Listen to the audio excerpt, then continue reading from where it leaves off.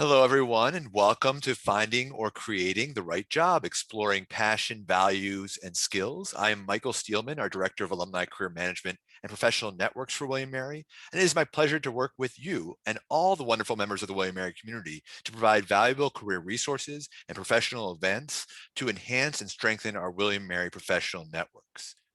Thank you for joining us today as part of our third annual William & Mary Professionals Week. I hope you have been enjoying connecting and learning together throughout the week. Now, before I introduce our guest speakers today, I just have a few important technology items to cover.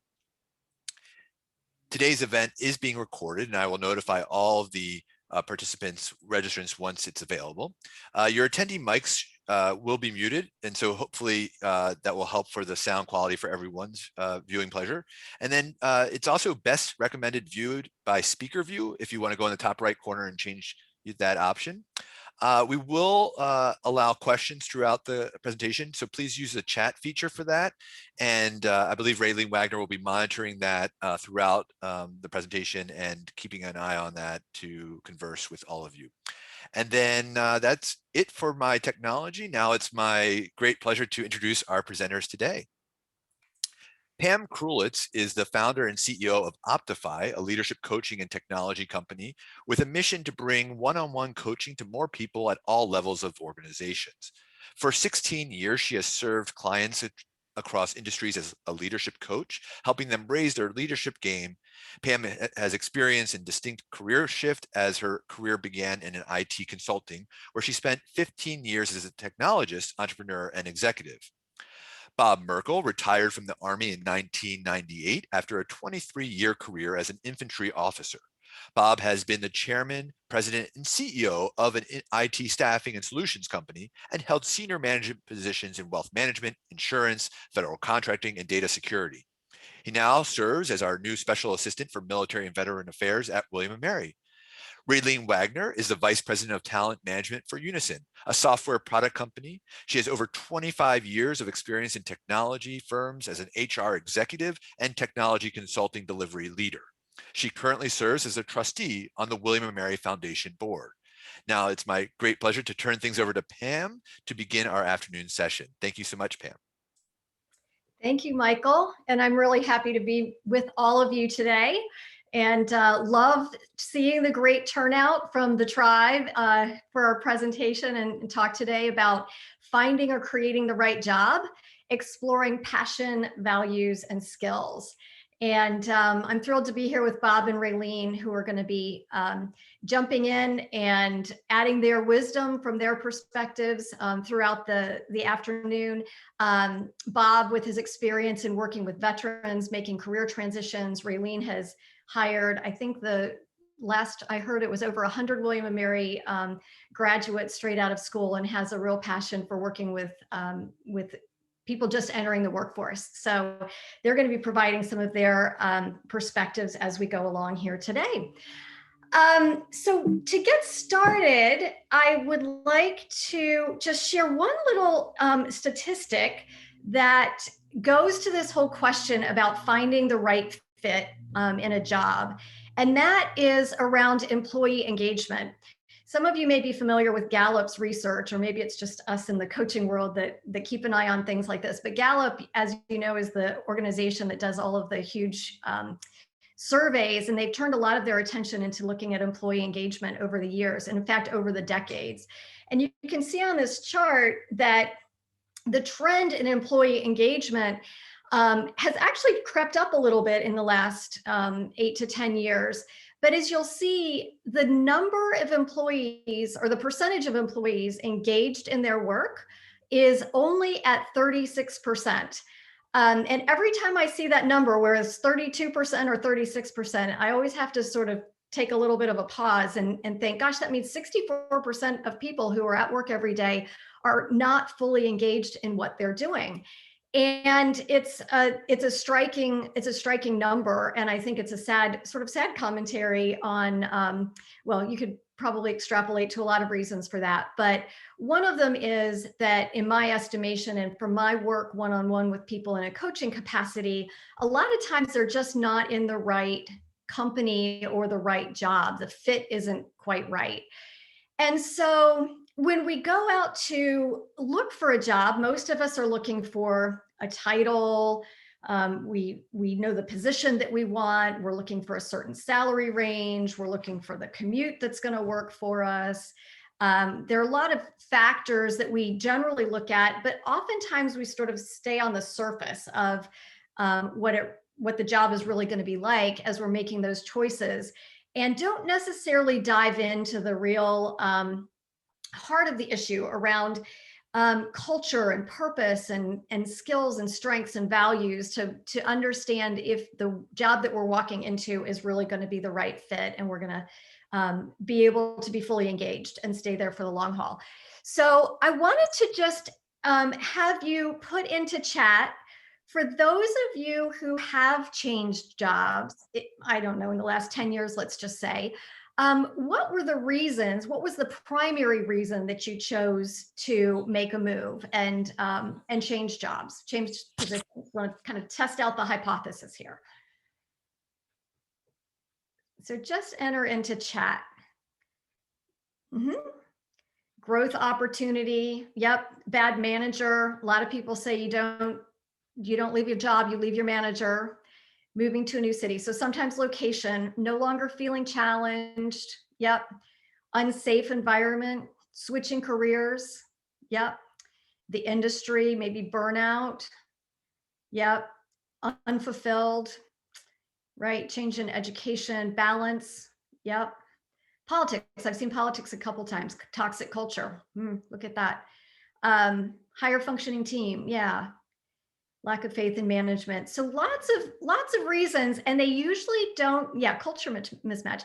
They generally don't have to do with the things that we're looking for when we just sort of take that first cut at what we're looking for in a new position, which is, again, kind of that title, salary, location. There's usually a lot more to it. And so the question is, how do you get really clear on yourself and what an environment is going to be that's going to be a good fit for you? And then how do you make sure that the organization that either you're in now or that you're going to be moving to is going to be a good fit for you as well, and align with that? And this is different for everyone. So what may be a toxic culture to one person, maybe toxic is a little strong, but different cultures are going to be a good fit for different people, right? So what appears to be not a great culture can actually be great for somebody else, but perhaps just not for you. So there's a lot of nuance to finding the right fit. And in my work as a leadership coach, I found that this is one model, one way of thinking through some of those factors that can help people get a lot more clear as they're looking for a new job, or they're considering whether they're in the right position or ready to make a move. And so I wanted to bring it to you guys here today and see if this could shed a little light on your situation. And from the turnout that we got, at least the responses of the numbers of people signing up, it seems like this is going to be a really good topic and with a lot of engagement. So here we go. So the things that we look at to assess fit are really in three areas. It's all about you and what is your passion? What do you feel strongly about? What do you feel passionate about? And we're going to go through each of these in a little bit more detail, but just to sort of tee it up in this framework. It is, what are you feeling passionate about? And then is the organization an organization, or even the department within your organization, because sometimes there's a difference there, but is their purpose something that you feel aligned with? So if your passion is all around helping people lead healthier lives, and your organization is in the financial services industry, it may not be a great fit, right? So your passion is in one place, the purpose of your organization is in another place. Doesn't say you have to leave, doesn't say you can't make it work. We'll get into that, but that's just an example of where you might find a match or a mismatch. And then strengths. What are the strengths that you have, the skills that you have, and do they align with the capabilities or the real skills and strengths and capabilities that your organization, or even just the department within your organization, really need in order to fulfill their purpose? So is there alignment there? And then lastly, what are your values? What's really important to you? And then what's the culture of the organization? Because the culture is really a reflection of the values of the organization. So for those of you who said you left an organization because of the culture, a lot of times it's a values mismatch, right? Either the organization's values in practice or even just in statement aren't aligned with what is really important to you. And I find for a lot of people who are looking or not sure if they should move jobs, when you get to that values question, that sort of starts unlocking sometimes the things that are maybe aligned or misaligned. So those are the things that we're going to be exploring. The way we're going to do this is we're going to be exploring each of these dimensions with some time for self-reflection. So you'll be able to sort of think for yourself about each of these. And then I'm going to have you get into breakout groups with a pair.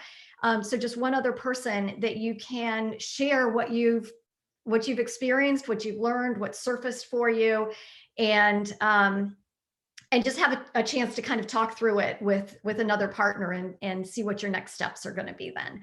So with that, we'll move into this question of passion.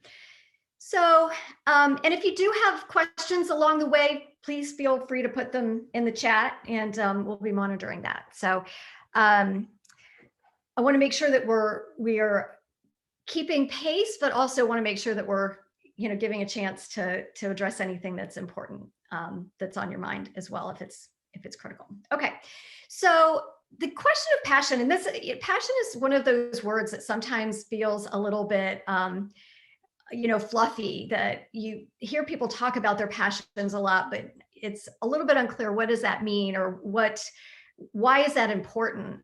And I think when you can come into, even if you're in a job or you're looking for a new job, and you can come at it with a sense of passion, that what the organization is doing is really aligned with what makes you tick, what gets you out of bed in the morning, you can find a much better fit and be more engaged in your work. And so I wanted to give you a little time to reflect on what your passions might be. And I created a few little prompting questions here to help uncover that, because when you just are asked, what's your passion? I don't know. That's kind of a hard question to answer, but I think a lot of these questions are ones that can help draw that out a little bit. So what is it that you feel passionate about? Maybe you know that off the top of your head. It could be a cause, right? For some people, it's a cause like the environment. It could be an activity, a subject matter, a place, right? Or a group of people. It could be that you feel really passionate about. So two key things in thinking about passion: don't restrict yourself to what you think of as a job-related passion, and don't restrict yourself to what you think other people or society believes is important or valued, because that's when you can sort of get off track. So this is really kind of deep dive into yourself and for you, and it's going to be different for everyone, but do that deep dive. So what do you feel passionate about? What do you love to read about, talk about, watch, listen to? I have a daughter who just graduated from William & Mary in May, and she loves watching documentaries. I mean, could spend her time watching documentaries, and a lot of them are about these true crime stories, which is just an interesting little passion that she has. And so the question is, what does that mean? What does that mean for her? What can she learn from that would point her in a direction of what would give her joy and spark that passion in the work world? So what is it that you love to read, talk about? What makes you feel alive? Another way of thinking about it. Some people think about impact. What is the impact that you want to have on your coworkers, on your community, in your organization? What is that? How would you describe it? Another question that sometimes surfaces this is, what would you do even if you weren't being paid? Some people might say, I would, even if I wasn't being paid, I would just love to go out in the backyard and count how many birds and categorize them in a spreadsheet so I know what the bird migration is in my backyard. Who knows, right? I actually talked to somebody recently who had that passion. So, but what is it that you would do even if not being paid? And what did you love as a kid? I think this is kind of an interesting question. Like when you kind of tap back into yourself at an earlier age before the world started telling you what you should want or like or do, what was it that sort of sparked joy when you were a kid? So just take a couple minutes to reflect on those questions and just jot down, just brainstorm whatever comes to mind. And we'll just silently give you some time to do that for a couple minutes.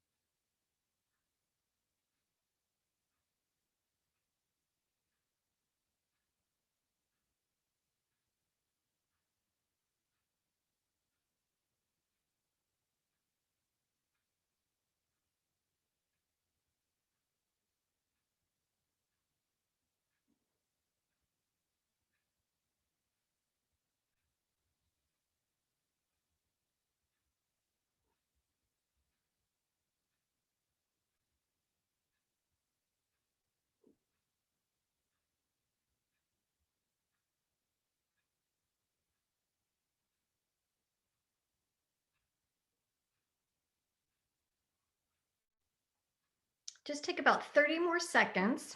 I know this is a big question to answer in 2 minutes, but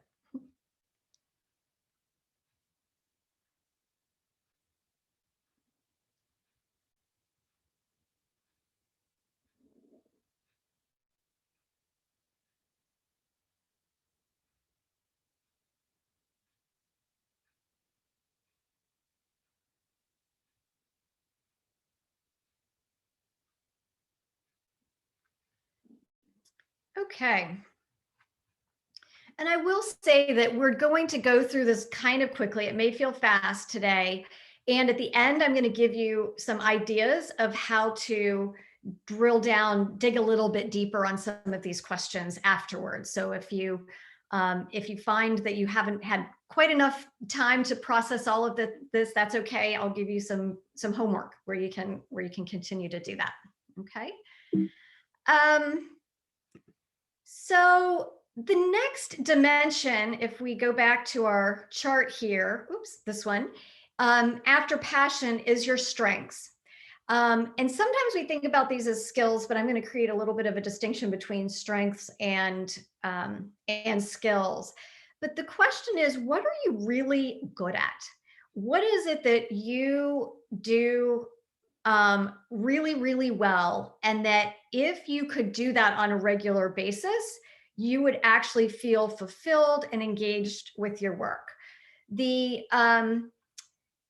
Gallup research that I mentioned around employee engagement has found that one of the highest correlated questions to people being fully engaged is answering the question, I get to do what I do best every day. And so if you can think about what do I do best and do I get to do that every day at my job, that is a real key to finding that sweet spot of engagement and interest and fulfillment in your work. So there's a difference between the strengths that we're talking about, like what do you do really well, and what we typically think of as resume skills. So when you're writing your resume, you're pulling up all of those things that you've done. You've done data analysis, you've done presentations, problem solving, sales, project management, right? All of those skills that you put on your resume are great and they're important. And they don't actually get to what Gallup was talking about that creates engagement. And that's these underlying strengths that that make you tick. And sometimes these strengths are so much a part of you that you don't even recognize that they're there. Because they just are so obvious or they come so naturally. But the real strengths that we're talking about here are things like creating harmony, right? That's not necessarily something that you put on your resume as a line item of a skill, but it's something that if you are someone who does love creating harmony, if you're in an environment where that's valued, where you have an opportunity to do that, it can mean the difference between being fulfilled and being unfulfilled in your job. Another one, like connecting the dots of disparate ideas. Maybe, kind of in some of your resume skills, kind of embedded in there somewhere, but in reality, there's something more fundamental about connecting those dots that may feel like it's a real strength of yours, right? Taking things apart, putting them back together, collecting facts, right? Some people are just collectors of facts, know things like this. And I met my husband at William and Mary playing a game of Trivial Pursuit, if anybody remembers that game from back then. And he's a collector of facts. He was amazing at that game. And I always had to be on his team because I knew we would win if I was on his team. So that is one of his superpowers. It's one of his strengths, collecting facts. Working unceasingly toward goals, winning over every person in the room. So you can see that these strengths are, again, different than what you would put on a resume, but nevertheless very important. Bob, just wanted to draw you into the conversation here. As you think about people transitioning from the military, for example, how do you think about resume skills versus these underlying strengths? Yeah, Pam, I think that's a real blinder that many veterans have because of the culture of the military. It's so mission oriented that people find themselves having spent an entire career doing things, but not actually thinking about who they are as a person, as opposed to what they are.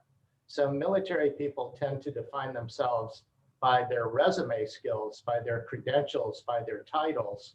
Yeah. And it leaves them woefully unprepared to answer the questions about passion and strength.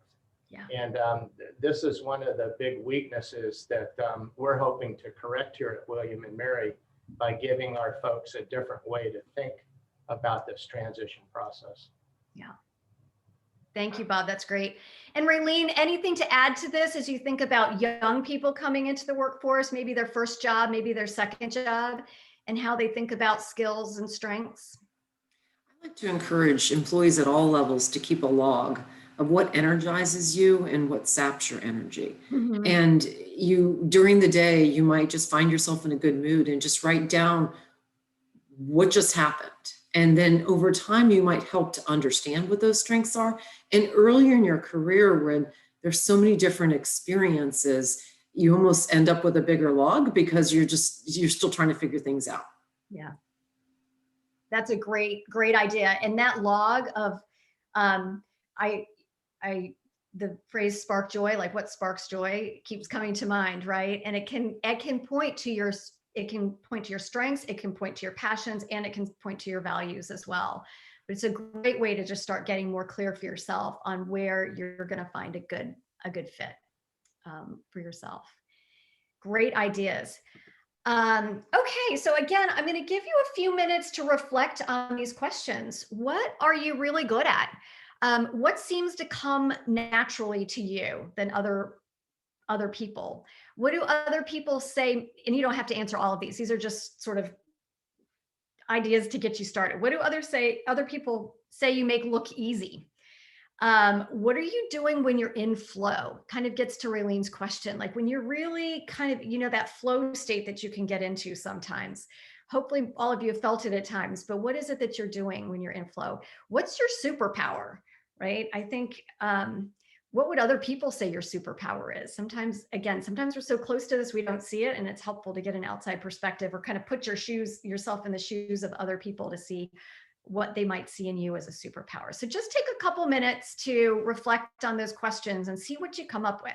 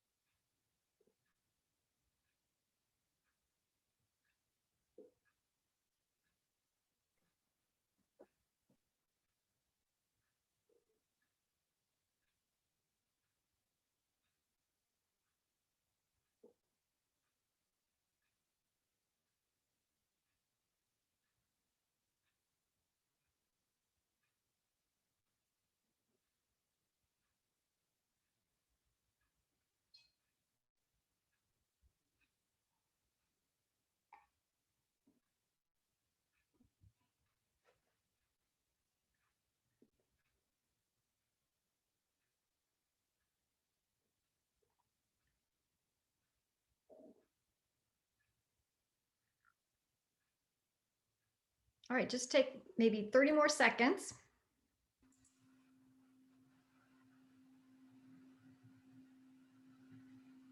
Pam, one of our participants had a neat way of saying this is do what makes your heart sing. Another way to find your sweet spot. Love that. It's a great way of putting it.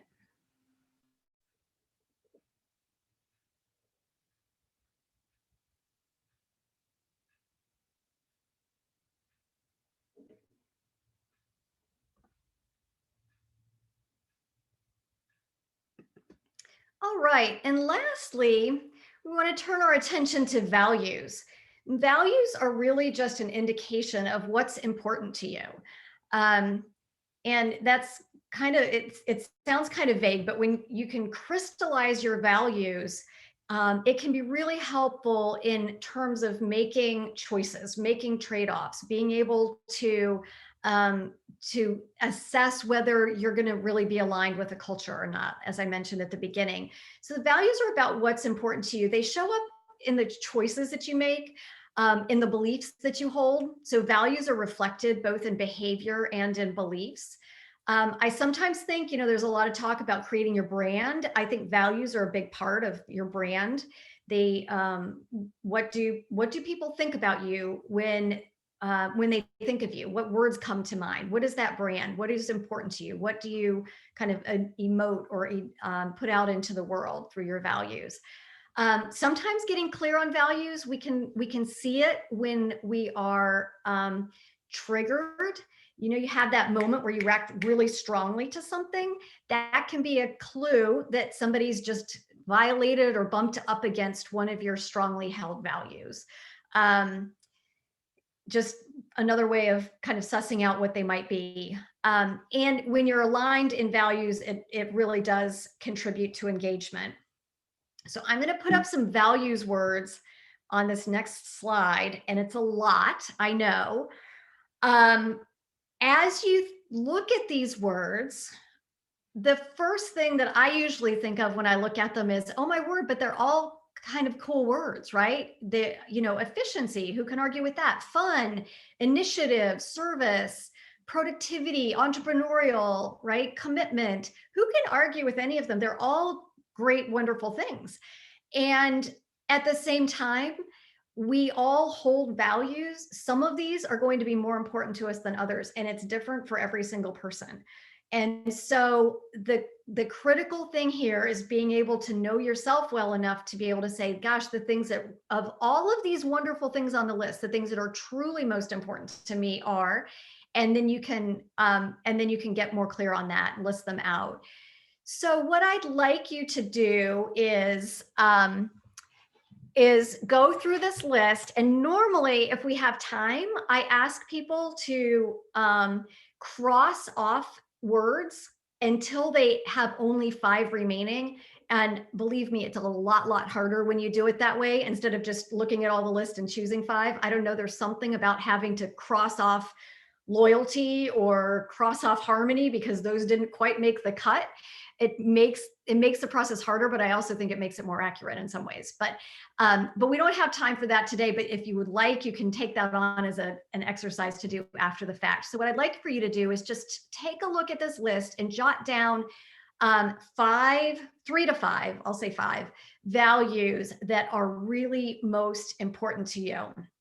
And I did get a question in the chat asking if these slides will be available, and Michael has said he will distribute them. So I'll get them to him and he'll distribute them to the group. So you can have these for reference after we're done here. All right. But yeah, just take a couple minutes and just write down the 5 that jump out as the most important to you.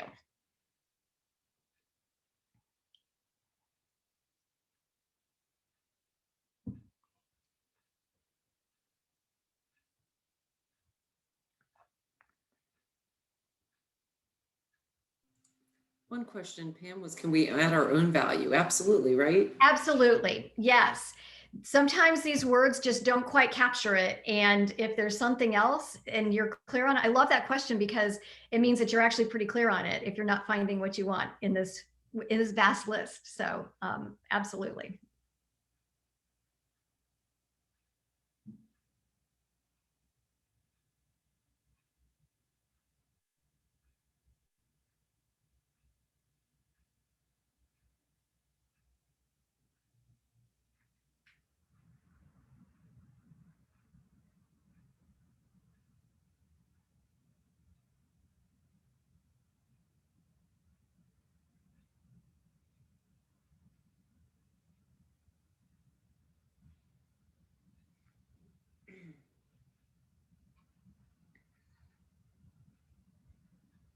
Okay, so hopefully you found 5 that feel like you.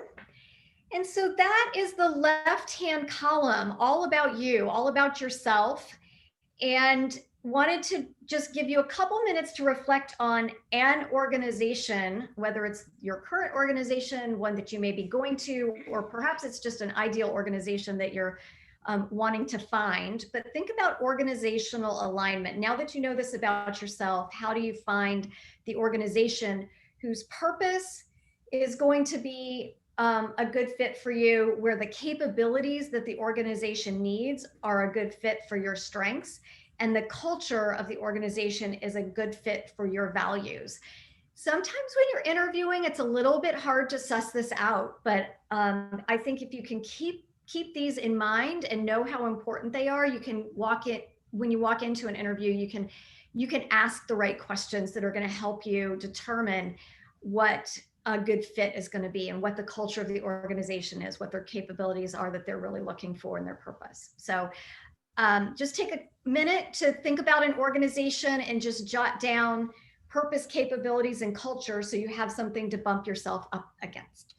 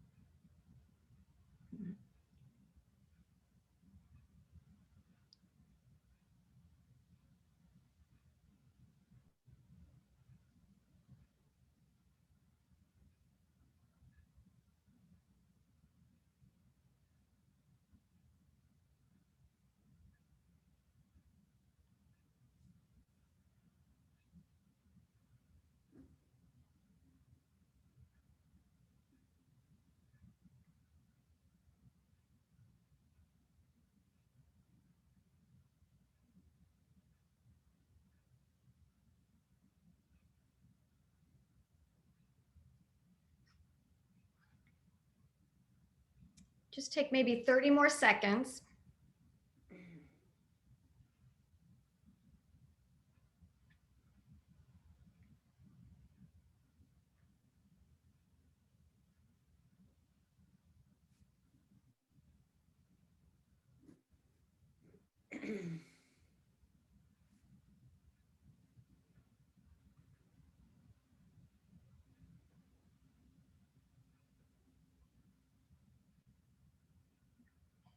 Okay, and the question came in the chat.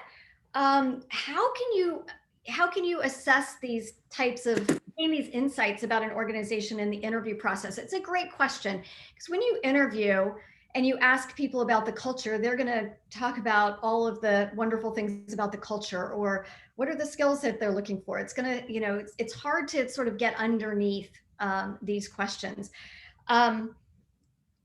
First, always look at the website, because the website usually has purpose, values, vision, culture. There are a lot of the values words on the website. So there's a lot of times information on the website, but that isn't always the full truth. So when you're interviewing, you can ask questions. I always think culture, you can assess by who gets promoted and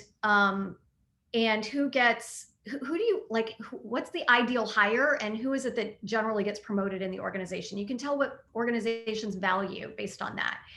If you are looking at purpose, you can tell how committed they are to the purpose. Every organization has a purpose or a mission, but in asking questions, you can tell how committed they are to the purpose. You can say, how are people evaluated? How is it determined if people are successful here? Those are the types of questions that'll sort of uncover some of the purpose, capabilities, and culture questions for you. So then the question is, now you have these two lists, you understand yourself, you understand organizationally what you're looking for. I wanted to just kind of highlight briefly what to do if it feels like you're out of alignment. The first thing is just accept that, first of all, you'll never have 100% alignment, right? There's never the perfect job. There's never the 100%, everything. So just accept that. If you're, you can strive and you can look for, and it's not always that you're going to find 100%. But what you can do is determine what are and are not deal breakers for you.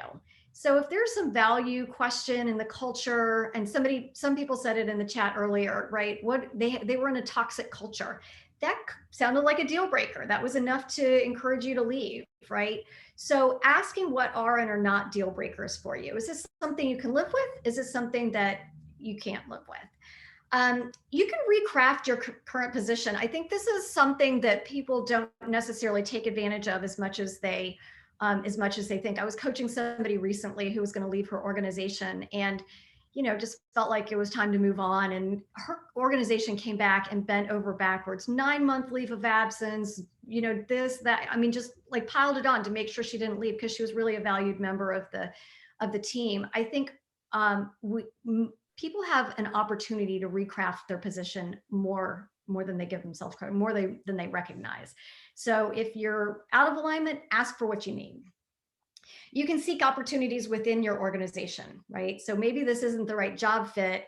Maybe you're in engineering or technical role, but going into technical sales would be, a lateral type of move that could get you more of what you're looking for. Maybe there's a pocket of the organization that has a very different culture than the part of the organization that you're in. And if you moved over there, you could find better alignment. So there are ways to find it internally.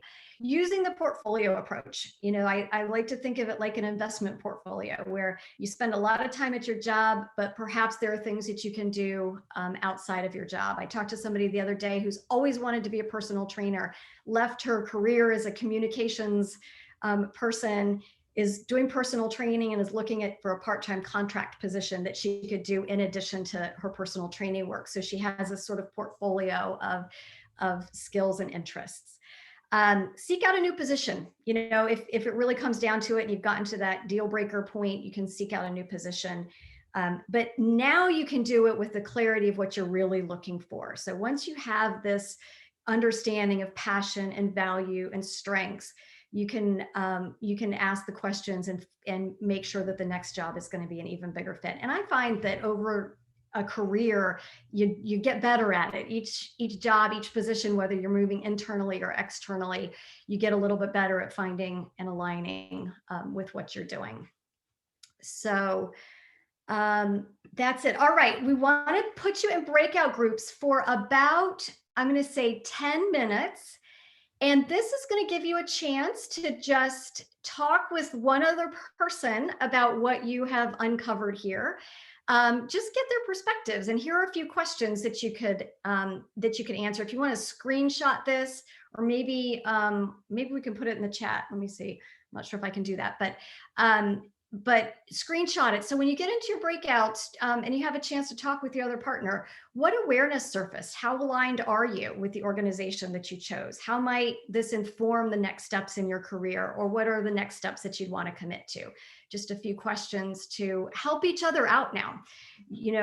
This is a great networking opportunity and a great way to give each other some insights and articulate what you're finding here. So we'll give you about 10 minutes in your breakout room. I think we're all going to be in pairs, and then we'll bring you back for a closing.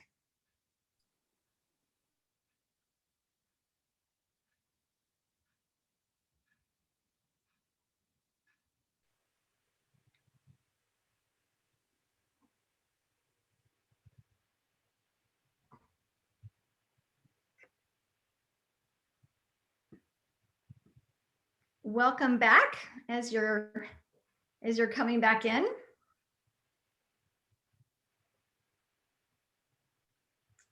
Very good. Poof, poof, poof. Well, I hope that was fun, that you got a chance. Oh, I'm going to wait. People are still coming back. Hope that was fun to get to connect with a fellow member of the tribe and share some of your thoughts about what your reflections are. I wanted to just open it up to Raylene and Bob to share a little bit of their perspective on this exercise and ways to think about using it going forward. And also, if you have any questions based on your breakout conversations, you can put those in chat as well. But Raylene, thoughts about what you've noticed and how people can use this as they move throughout their career? Yeah, I can't emphasize enough the need to have some transparent conversation within your own organization. You may assume that things can't change there, but if you hone in on some of these thoughts in the exercise and share, you'd be surprised at perhaps how things can shift. And that's from a VP of HR who's actually encouraging that. So thanks, Raylene. That was helpful. And Bob, you astutely observed during the breakout time that this is something that you can use in a leadership role with your teams. You can use it in your life outside of just your organization or your job. Do you want to weigh in on that a little bit? Yeah, Pam, I would encourage everyone that's participating today to take this not just from the perspective of you trying to find your next employment, but to take it from the perspective that we're all leaders in various aspects of our lives, in our relationships, our communities, our organizations, and our professional life. And throughout your life, go forward and take it as your responsibility to create the environments, to create the culture, to create the atmospheres where these sweet spots can occur for other people in your organization. I told Pam that I have a mentor of mine whose motto is "Be kind." And I asked him one time what he meant by that. And he said, to me, being kind means anyone that comes to you, don't evaluate them in terms of what they currently are, but what they could be if you invested everything you had in them. And, you know, that's the definition of love. Love is the willing extension of yourself for the growth of another. And so if you could approach your business and your personal life from this perspective, I think it would serve you and your organizations very well. Yeah. Thank you, Bob. And just from a leadership standpoint, one of the things that I work with clients on quite a bit is that they sometimes make the assumption that because they have a set of values, you know, everybody came up with their top 5 list, that it's easy to assume that others share the same values that you do, or the same strengths, or the same passions, or the same interests.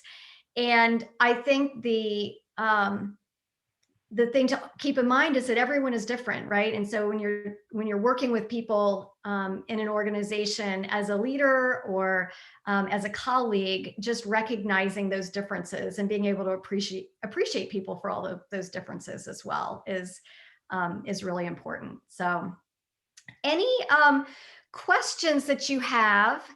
I think Corey had a great comment. I think of these items as building blocks that you can move around for thinking through things carefully. Yeah. So really what we wanted to do is mostly just give you a little framework, give you a way of thinking about these questions that you may not have thought about as explicitly or consciously. Raylene actually said she had gone through this exercise with you and you know, did some of the values and whatnot, and realized that she was making decisions based on this. She just never done it quite as explicitly. And I think that's what this can be helpful for, is just making it a little bit more explicit, making what's sometimes intuitive a little bit more explicit so you can articulate it and be more conscious in your decision making.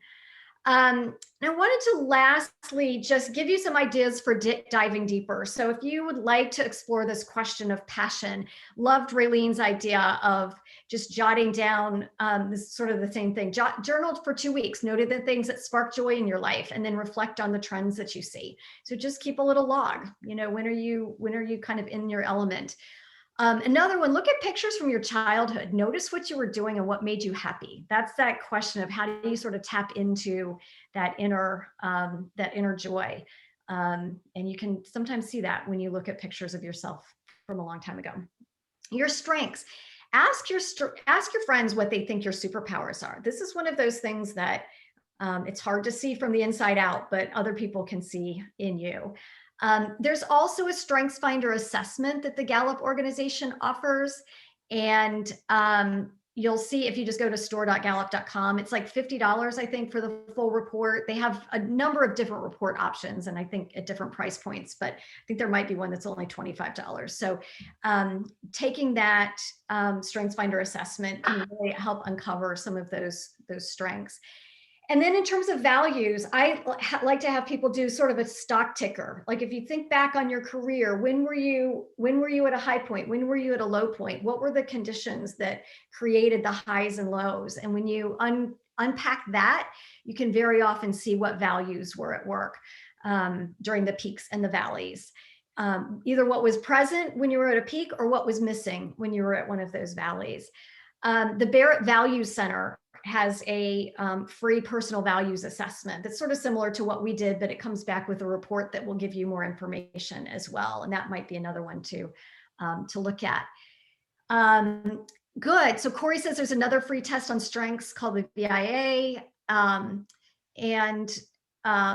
Yeah, so that would be another one to check into. But appreciate your time and engagement here. I know, Michael, I think you have a few closing words. Thank you to Raylene and Bob and your wisdom that you've shared with us today as well.